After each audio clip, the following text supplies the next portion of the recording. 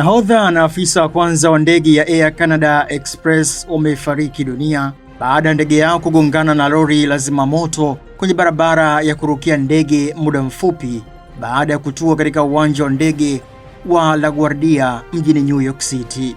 Ndege hiyo safari namba AC8648 kutoka Montreal ilikuwa ikiendeshwa na ndege aina ya Bombardier CRJ900. Taarifa zinaonyesha kuwa ndege hiyo iliruhusiwa kutua kwenye njia ya kurukia ndege ya 04 huku lori la zimamoto nalo likiwa limepewa ruhusa kuvuka njia hiyo. Mgongano huo ulitokea majira ya saa 11 na dakika 38 jioni kwa saa za huko. Marubani wote wawili walifariki papo hapo, huku wahudumu wawili wa dharura walikuwa ndani ya lori la zimamoto wakijeruhiwa. Bodi ya kitaifa ya usalama wa uchunguzi ya NTSB imeanza uchunguzi wa tukio hilo, huku uwanja wa ndege wa LaGuardia ukifungwa kwa muda. Ajali hiyo imesababisha usumbufu mkubwa kwa wasafiri, hasa ukizingatia hii ni mwanzoni mwa wiki ya kazi.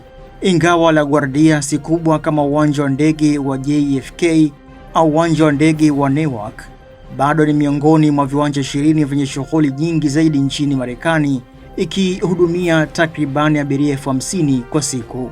Ndege kadhaa zilirejeshwa zilipotoka, zikiwemo za Air Canada kutoka Toronto, Spirit Airlines kutoka Chicago, Frontier Airlines kutoka Atlanta, pamoja na American Eagle kutoka Washington. Ndege 13 zilielekezwa viwanja vya karibu, zikiwemo 8 kwenda JFK, 2 Newark na nyingine kuelekea Baltimore, Washington Dulles na Detroit.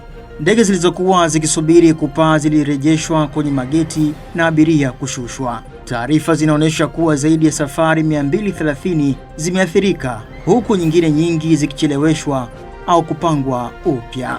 Viwanja vya ndege vya JFK na Newark vinakaribia uwezo wake kamili, jambo linalofanya iwe vigumu kwa mashirika ya ndege kubadilisha ratiba au kwa abiria kupata nafasi mbadala. Kwa mujibu wa sheria za Marekani, mashirika ya ndege hayalazimiki kutoa malazi au usafiri mbadala ikiwa usumbufu umetokana na sababu zilizo nje ya uwezo wao.